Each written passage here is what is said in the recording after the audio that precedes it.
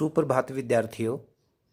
मैं Amit Kumar single, TGT Hindi, केंद्रीय विद्यालय दिरांग। विद्यार्थियों, हम पद परिचय पढ़ रहे थे और पद परिचय में हमने 2 वीडियो देखे। पहले वीडियो में हमने पद परिचय क्या है, पद परिचय किसे कहते हैं, और एक शब्द है जो वाक्य में प्रयुक्त होने के बाद पद कैसे कहलाता है, ये सब हमने पढ़ा था। और दूसरे वीडियो में हमने पढ़ा था प्रयोग की विशिष्टता के कारण पद परिचय में भिन्नता। यानी एक ही शब्द, जैसे कोई अच्छा शब्द है, एक है, ऐसा है, और है, यानी कोई भी शब्द है वो किस तरह से वाक्य में प्रयुक्तता के कारण संज्ञा, विशेषण, क्रिया विशेषण, विस्मयादिबोधक आदि हो जाता है, ये हमने पढ़ा था। और आज हम पद परिचय की इसी कड़ी में हम पढ़ेंगे पद परिचय देते समय ध्यान रखने योग्य बातें। यानी जब हम हमारी एग्जाम में प्रश्न पूछा जाता है कि कोई वाक्य दे दिया, गरिमा वीरता की एक पुस्तक है, तो गरिमा का जैसे पद परिचय पूछ लिया, तो हम पद परिचय देते समय कौन कौन सी बातों को ध्यान रखेंगे वो आज हम पढ़ेंगे। तो चलिए देखते हैं। इसमें पहला है संज्ञा का पद परिचय। संज्ञा का पद परिचय देते समय हमें कौन कौन सी बातों का ध्यान रखना है। संज्ञा का पद परिचय, संज्ञा के भेद। सबसे पहले तो हमें ये पता होना चाहिए कि संज्ञा के कितने भेद हैं, क्योंकि जब हमें ये पता नहीं होगा तो हम फिर उसका पद परिचय नहीं दे पाएंगे। संज्ञा होती है व्यक्तिवाचक, जातिवाचक, भाववाचक, ये संज्ञा के रूप हैं। फिर संज्ञा के अलावा लिंग है, तो पुल्लिंग है या स्त्रीलिंग है। वचन एक वचन है या बहुवचन है। कारक है, कर्ता कारक है, क्रम करण है, संबंध है, कौन सा कारक है, एवं क्रिया के साथ संबंध बताना चाहिए। तो और ये लगभग ये बातें ही, सेम बातें ही संज्ञा का पद परिचय देते समय भी हमें ध्यान रखनी है, सर्वनाम का पद परिचय देते समय भी हमें ध्यान रखनी है। तो इसको हम एक उदाहरण के माध्यम से समझेंगे। गरिमा वीरता की एक पुस्तक पढ़ती है। अब हम पढ़ रहे थे संज्ञा का पद परिचय। अब इसमें क्या है, गरिमा नाम है और नाम को ही संज्ञा कहते हैं। तो हमें यहाँ पता चल रहा है कि गरिमा है वो क्या है, संज्ञा है। ये तो हमने पता लगा लिया कि गरिमा संज्ञा है, लेकिन वो संज्ञा कौन सी है, वो व्यक्तिवाचक संज्ञा है या जातिवाचक संज्ञा है या भाववाचक संज्ञा है। तो इनमें से हमें संज्ञा का रूप बताना है।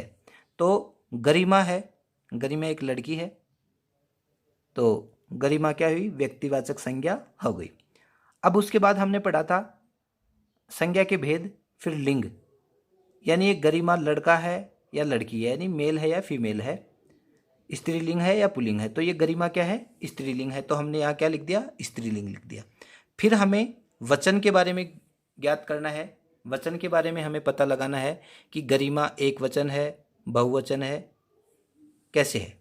तो गरिमा क्या है, गरिमा एक है, तो यहाँ गरिमा का वचन कौन सा हो जाएगा, एक वचन हो जाएगा।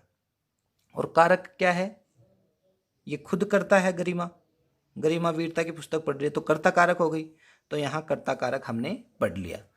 अब पद परिचय में बस हमें यही ध्यान रखना है, ध्यानपूर्वक हमें वाक्य को पढ़ना है और उसमें हमें ये पता लगाना है कि जिस भी पद का, पद यानी वाक्य में प्रयुक्त शब्द को ही पद कहते हैं।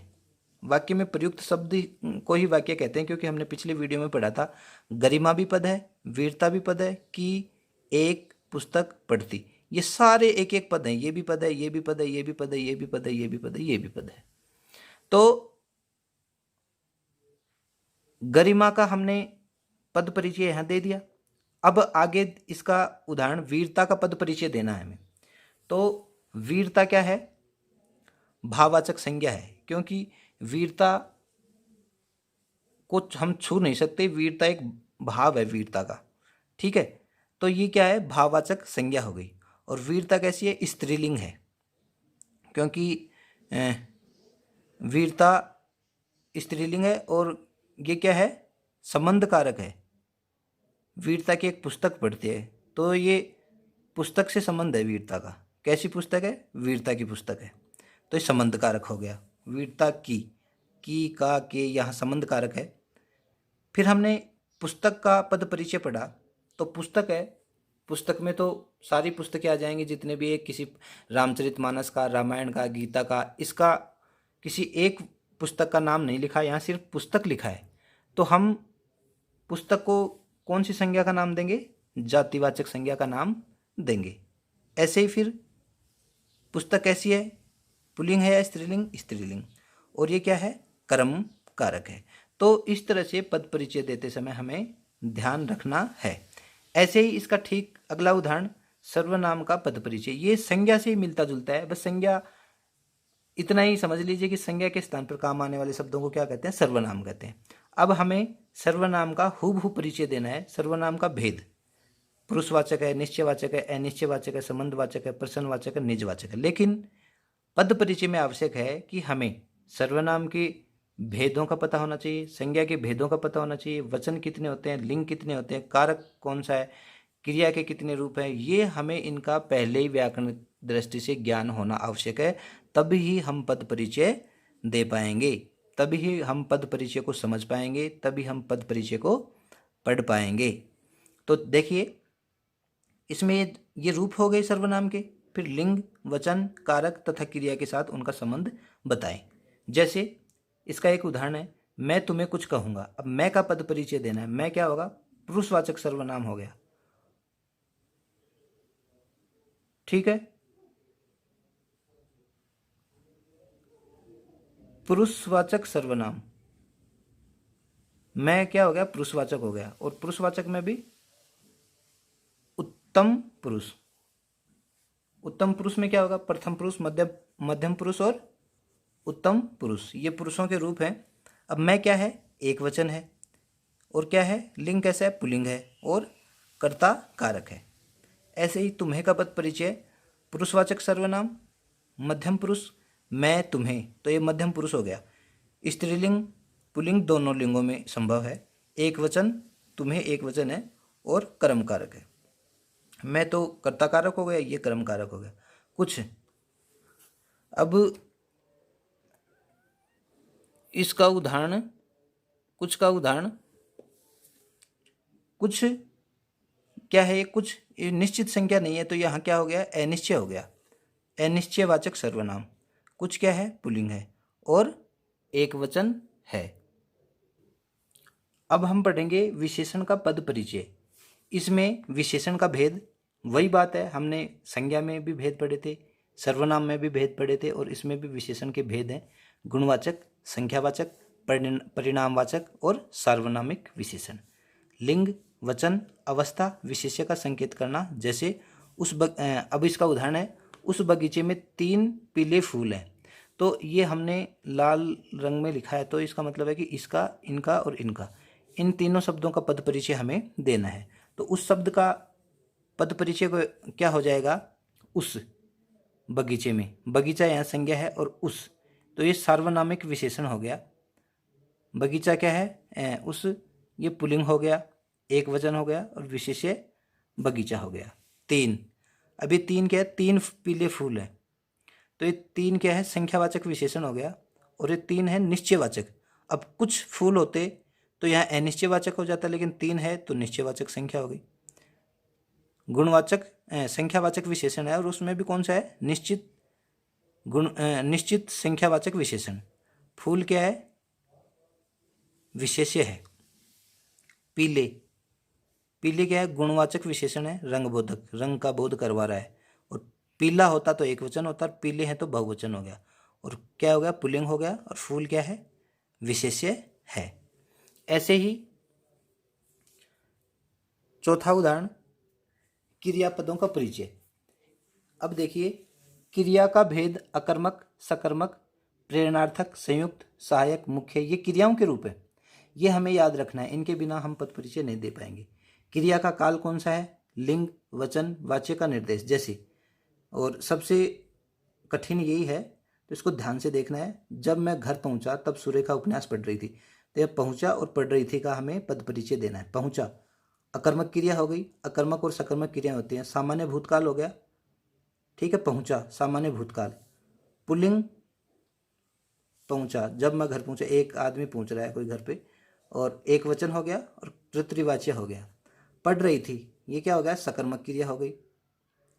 अपूर्ण भूतकाल हो गया, यानी पूरा नहीं हुआ, ये पढ़ रही थी उस समय, कार्य पूरा नहीं हो तो अपूर्ण भूतकाल हो गया। पढ़ रही थी यानी स्त्रीलिंग हो गया, और ये एक वचन हो गया कर्तृवाच्य, संयुक्त वाच्य। जब मैं घर पहुंचा तब सुरेखा क्या कर रही थी, पढ़ रही थी, ये तो संयुक्त क्रिया हो गई। ऐसे ही पांचवा उदाहरण है, अब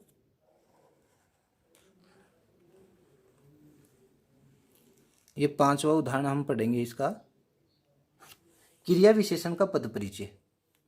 क्रिया विशेषण का भेद, क्रिया विशेषण के कौन कौन से भेद हैं, रीतिवाचक है, कालवाचक है, स्थानवाचक और परिणामवाचक है। उस क्रिया का संकेत जिसकी विशेषता बताई जा रही है। जब जाओ कम बोलो, तो यहाँ जाओ और बोलो का पद परिचय देना। जब यानी कालवाचक क्रिया विशेषण है, जब, कब, जाओ जब, तो एक क्रिया की विशेषता है, तो एक कालवाचक क्रिया विशेषण हो गया, जाओ क्रिया हो गई, ये जाना क्रिया है यहाँ। और कम बोलो, कितना बोलो, कम बोलो, परिणामवाचक, बोलना कितना है, कम बोलना है, परिणामवाचक क्रिया विशेषण हो गया, बोलो क्या है, क्रिया हो गई। ऐसे ही सातवां उदाहरण है समुच्चय बोधक का पद परिचय। इसका भेद समानाधिकरण अथवा व्याधिकरण योजक से योजित शब्द या वाक्य। हम आए और वह चला गया। अब और का परिचय देना है। और क्या है, समुच्चय बोधक है, ये वाक्यों को जोड़ रहा है, समानाधिकरण। फिर ऐसे ही विस्मयादि बोधक अव्यय का पद परिचय। इसमें यह बताना चाहिए कि कौन सा भाव व्यक्त हो रहा है। विस्मयादि बोधक में जैसे आहा, इसमें विस्मयादि बोधक हर्ष का सूचक है, ठीक है, हाय, तो विस्मयादि बोधक कौन सा है, शोक का सूचक है। कोई अपना प्रियजन खत्म हो जाता है या कुछ ऐसी अनहोनी हो जाती है तो हम कहते हैं हाय, तो ये शोक का सूचक। अरे, तो ये क्या है, विस्मय का सूचक है, आश्चर्य का सूचक है। तो विद्यार्थियों, हमने पद परिचय में ध्यान, संज्ञा, सर्वनाम, विशेषण, क्रिया पदों का परिचय, क्रिया विशेषण का पद परिचय, संबंध बोधक का पद परिचय, समुच्चय बोधक का पद परिचय और विस्मयादि बोधक अव्यय का पद परिचय, इनके बारे में हमने पद परिचय देते समय ध्यान रखने योग्य बातें पढ़ी। शेष बातें हम अगले वीडियो में पढ़ेंगे। तब तक के लिए धन्यवाद।